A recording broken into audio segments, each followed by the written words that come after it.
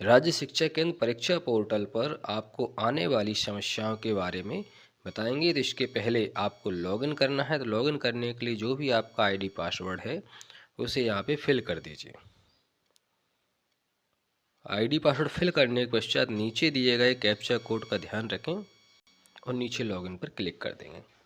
अब हम आपको बताएंगे कि शाला में किस छात्र को जोड़ सकते हैं और किस छात्र को नहीं जोड़ सकते हैं।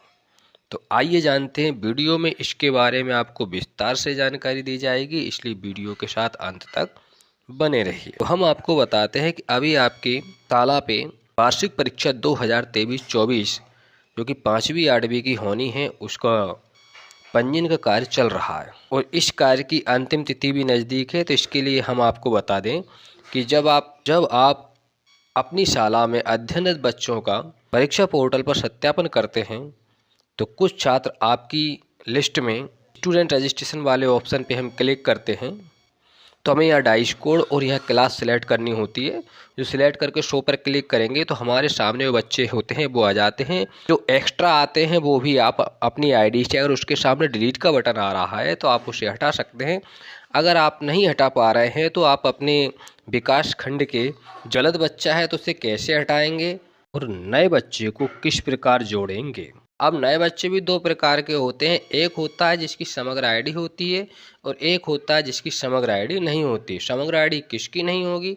जो बच्चा अन्य पड़ोसी राज्य का होगा, जो आपके मध्य प्रदेश के नज़दीक के क्षेत्र में निवास करता होगा और वो यहाँ पे अध्ययन कर रहा है, उस छात्र को किस प्रकार अपने शाला में जोड़ेंगे। और जिसकी आईडी है, अगर वो आपकी लिस्ट में नहीं आ रहा है तो उसे किस प्रकार जोड़ेंगे, तो इसके लिए आपको वीडियो के साथ बने रहना है।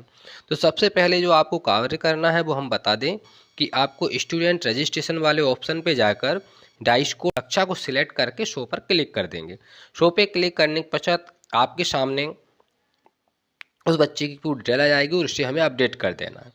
अगर वो बच्चा, जैसे यहाँ देख रहे हैं आप, इसमें जिस बच्चे के आगे डिलीट का साइन बना है उसे तो आप डिलीट कर सकते हैं, लेकिन जिस बच्चे के नाम के आगे डिलीट का बटन नहीं आ रहा है, यानी वह छात्र आपकी शाला में पिछली कक्षा से वेरीफाई है, अब उसे किस प्रकार आपको यहाँ, अगर आपके यहाँ पे ये बच्चा आपकी शाला में अध्ययनरत है तो आप इसको वेरीफाई कर सकते हैं।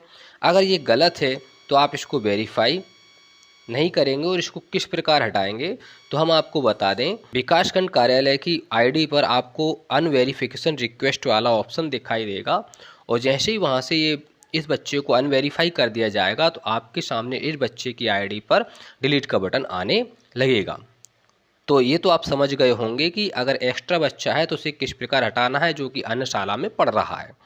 दूसरा पॉइंट है कि यहाँ पे ऐड स्टूडेंट दिया गया है। ट्रैकर वाले ऑप्शन पे जाके आप बच्चे की आईडी को ट्रैक कर सकते हैं, उसमें डाल करके चेक कर सकते हैं ये कौन सी क्लास में दिखा रहा है।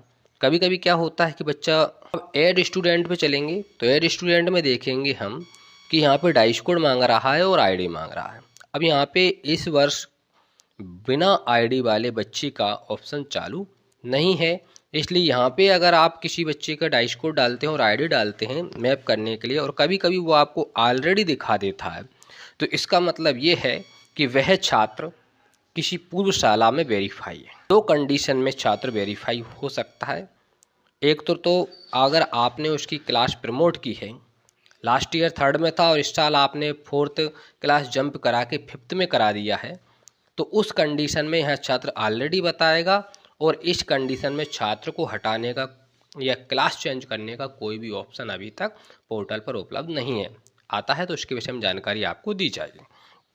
दूसरा है, अगर आईडी यहाँ डालते हैं और आईडी डालने के पश्चात अगर उसका स्कूल 5वीं क्लास में अन्य शाला प्रदर्शित कर रहा है तो वो आप अपने विकासखंड कार्यालय से उसको हटवा सकते हैं और आपकी लिस्ट में आप उसको ऐड करा सकते हैं। ये दोनों प्रकार के बच्चे हैं जिनको आपको ऐड करने पे समस्या है। तो हमने आपको बोला था कि कौन सा बच्चा ऐड होगा और कौन सा ऐड नहीं होगा।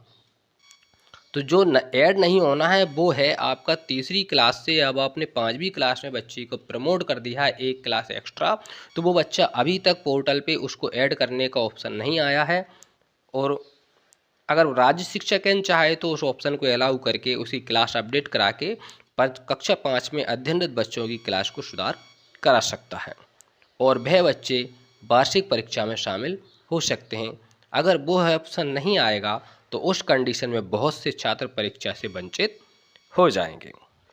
तो आशा करते हैं वीडियो में दी गई जानकारी पसंद आई होगी। फिर भी अगर आपको कोई डाउट है तो वीडियो के कमेंट कीजिए, वीडियो को लाइक कीजिए और वीडियो को शेयर कीजिए।